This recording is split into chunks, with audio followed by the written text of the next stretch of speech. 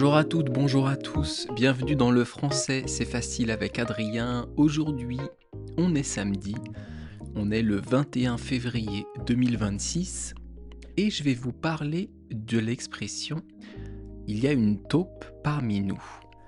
Mais avant, on va reprendre un peu. Qu'est-ce que je voulais dire? On va reprendre ce dont je vous ai parlé il y a 2 jours. Alors hier, je vous ai parlé du film, du dessin animé Le Roi et l'Oiseau. Et avant-hier, je vous ai parlé des phrases difficiles à prononcer ou difficiles à comprendre. Je vous ai expliqué la phrase si mon tonton, ton tonton sera tondu. Eh bien, j'ai trouvé ça marrant, donc on va en faire encore quelques-unes. Ça s'appelle, je vous avais dit, un vire-langue. Et en français, comme dans beaucoup de langues évidemment, il y en a plein. Je vais vous en expliquer 3.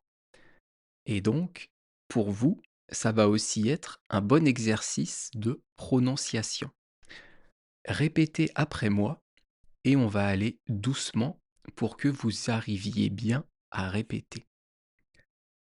Alors la première phrase que je vais vous expliquer, dont on va parler, c'est un chasseur sachant chasser doit savoir chasser sans son chien. Ah, alors ça c'est compliqué. C'est compliqué à prononcer parce qu'il y a beaucoup de ch et beaucoup de s. Donc en prononçant cette phrase, vous allez vous entraîner à faire la différence entre le ch et le s. Je vous répète la phrase. Un chasseur sachant chasser doit savoir chasser sans son chien. Un chasseur sachant chasser doit savoir chasser sans son chien. Waouh, j'ai réussi. Un chasseur, c'est quoi? C'est une personne qui pratique justement la chasse. Et la chasse, c'est d'aller en forêt pour aller tirer sur des animaux, sur du sanglier, des cerfs. Alors moi, je trouve ça horrible, mais bon, c'est accepté en France, c'est autorisé à certaines époques, certaines périodes. Donc le chasseur, on dit qu'il est sachant chasser. Sachant, c'est le participe présent du verbe savoir. En fait, c'est un chasseur qui sait chasser. Donc on nous dit, dans la première partie, un chasseur sachant chasser. Un chasseur qui sait chasser, qui connaît son métier. Doit savoir. Ça, c'est la suite de la phrase. Donc c'est quelque chose d'obligatoire. Si c'est un bon chasseur, il doit savoir quoi? Chasser sans son chien. Souvent, les chasseurs, ils ont des chiens. Les chiens vont les aider à repérer les proies, repérer les animaux qu'il faut chasser. Et bien ici, dans cette phrase, on nous dit que le chasseur qui connaît son métier doit être capable de chasser quand son chien n'est pas là, sans son chien. Sans, c'est le contraire d'avec. Et donc la phrase globale, je vous la répète. Un chasseur sachant chasser doit savoir chasser sans son chien. Un peu plus doucement. Un chasseur sachant chasser doit savoir chasser sans son chien. Si vous voulez pouvoir lire les phrases et lire ce que je dis en même temps que je le prononce, vous pouvez aller sur mon site Patreon, vous vous abonner et vous aurez accès à toutes les transcriptions des épisodes. C'est à peu près 5 $ par mois. C'est pas grand-chose et moi, c'est aussi une façon de me soutenir. Donc si vous voulez, si vous le pouvez, allez-y, ça me fera bien plaisir. On répète cette phrase une dernière fois. Un chasseur sachant chasser doit savoir chasser sans son chien. Un chasseur sachant chasser doit savoir chasser sans son chien. Eh, j'y arrive bien, hein. Alors, deuxième phrase qui est pas facile à prononcer. Et là encore, on a des ch et des s. On a le son ch qui arrive pas mal de fois et le son s. Je vous dis la phrase.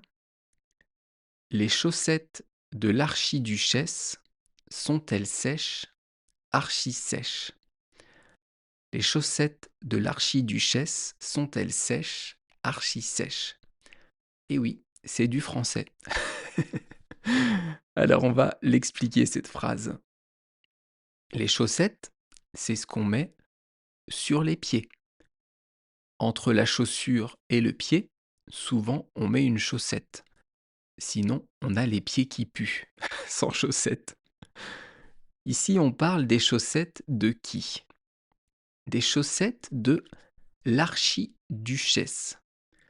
Alors ça, c'est un titre assez compliqué. Une duchesse, c'est la femme d'un duc. Et un duc, c'est un homme qui a un titre de noblesse. Un peu comme un comte, comme un noble, comme un bourgeois. Donc on dit un duc et une duchesse. Et là, c'est encore mieux qu'une duchesse, c'est un statut encore plus grand, c'est l'archiduchesse. Duchesse, pardon. Forcément, j'allais me tromper.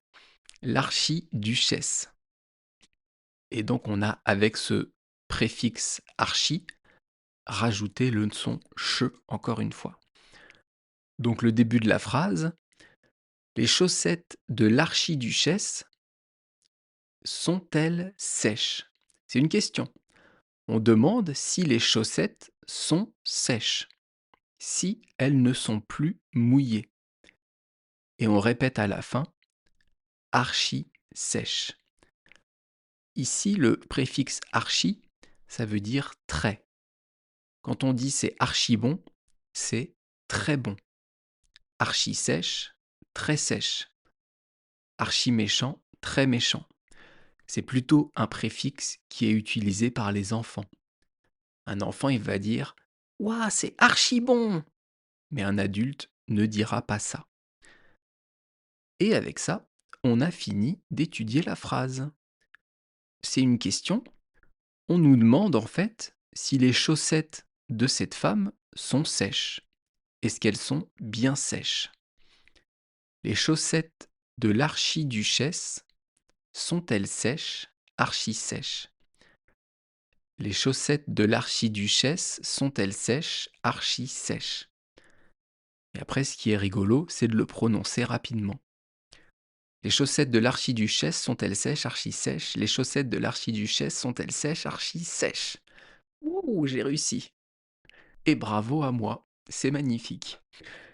Allez, un dernier vire-langue, une dernière phrase où ici, on va avoir le son on et le son te qui va revenir beaucoup. Je vous dis la phrase. Écartons ton carton, car ton carton nous gêne. Je vous dis, c'est marrant. Moi, j'adore ces phrases. Écartons ton carton, car ton carton nous gêne. Je vous explique. Écartons, c'est le verbe écarter qui est conjugué au présent, première personne du pluriel. Nous écartons.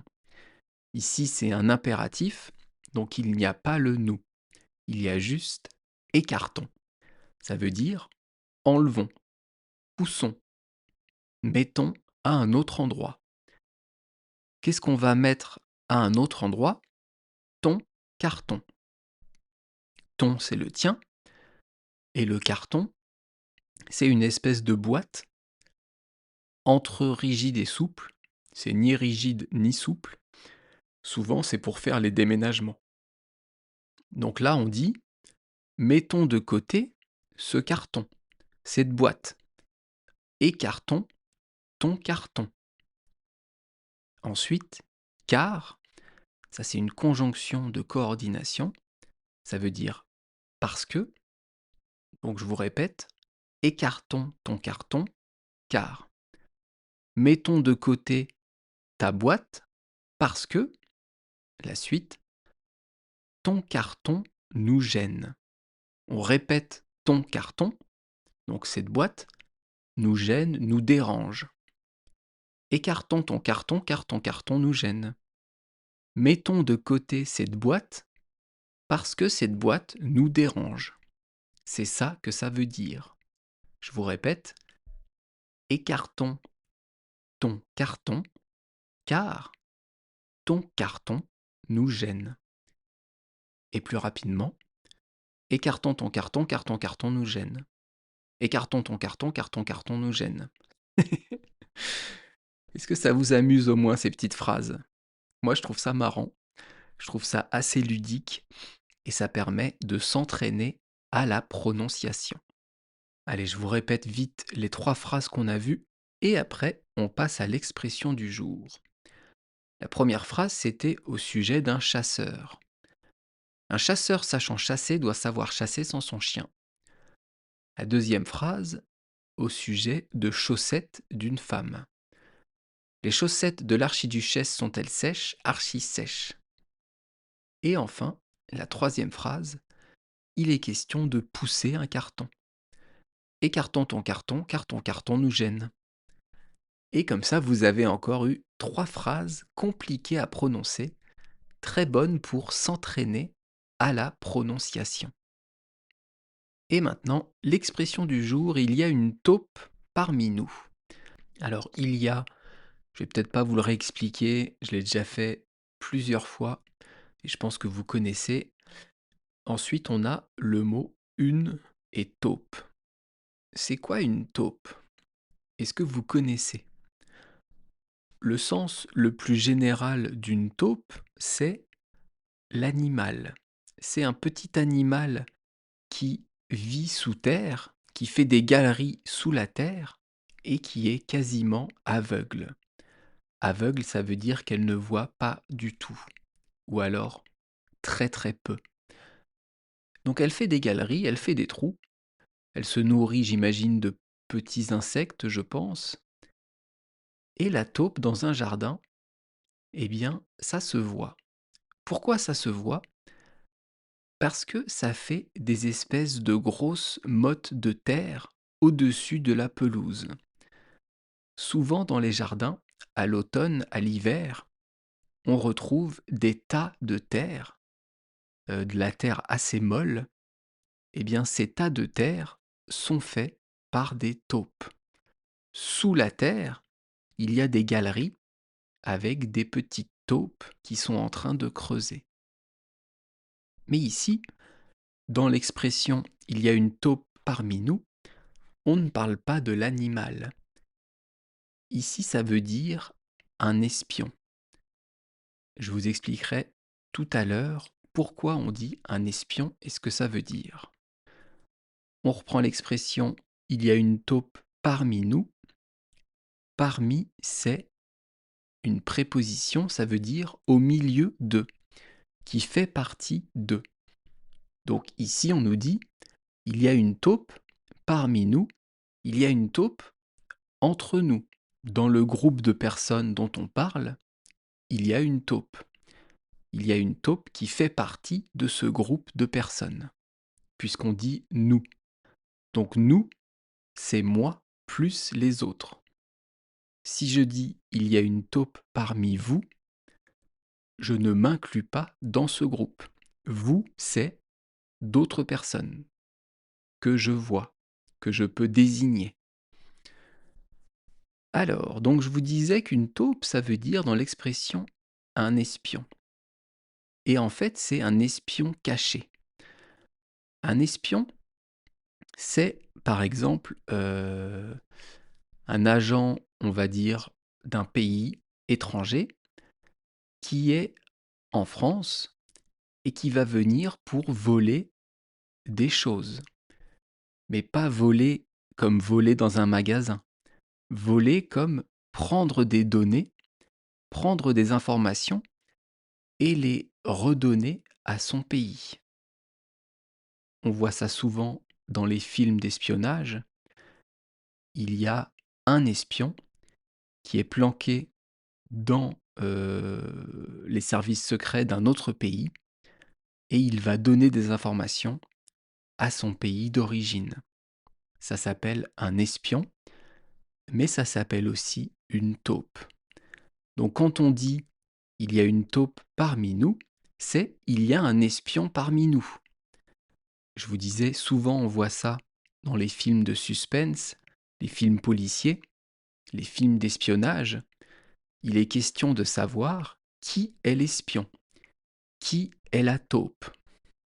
C'est un peu comme le jeu du loup-garou. Pour ceux qui connaissent, il faut savoir qui est le loup-garou. Et bien là, il faut savoir qui est l'espion, qui est l'agent infiltré, qui est la taupe. Mais alors quel rapport entre l'animal qui vit sous terre et l'espion dans un autre pays? Alors il y en a deux. Il y en a un qui est parce que la taupe vit sous la terre, donc vit cachée, et l'espion, lui aussi, il est obligé d'avoir une vie cachée. Il ne peut pas dire aux autres de quel pays il vient, sinon il se ferait tout de suite arrêter. Donc il fait semblant de travailler pour, on va dire, la France, alors que c'est un agent d'un autre pays. Ça, c'est un espion, c'est une taupe. Et on appelle ça surtout une taupe à cause ou grâce, je sais pas, à un roman de 1974 qui a été écrit par John le Carré et qui s'appelle justement La taupe. Et John le Carré, il écrit des romans d'espionnage, des romans policiers, des romans à suspense où il y a des enquêtes. Et parce que ce roman s'appelle La taupe, eh bien on a pris ce nom pour désigner un espion. Donc il y a une taupe parmi nous, c'est il y a un espion parmi nous. There is a spy among us. On dit there is a mole among us. C'est la même chose, il y a une taupe parmi nous. Je pense que c'est assez clair, surtout dites-moi si vous ne comprenez pas, dites-moi si vous avez des problèmes à comprendre ou si vous avez des questions sur le français en général, il n'y a aucun problème pour que j'y réponde. On se retrouve donc demain pour une nouvelle expression française qui est franchir la ligne jaune. Et d'ici là, je vous souhaite de passer une bonne journée. À bientôt. Bye bye, hasta luego. Ilalira, matane.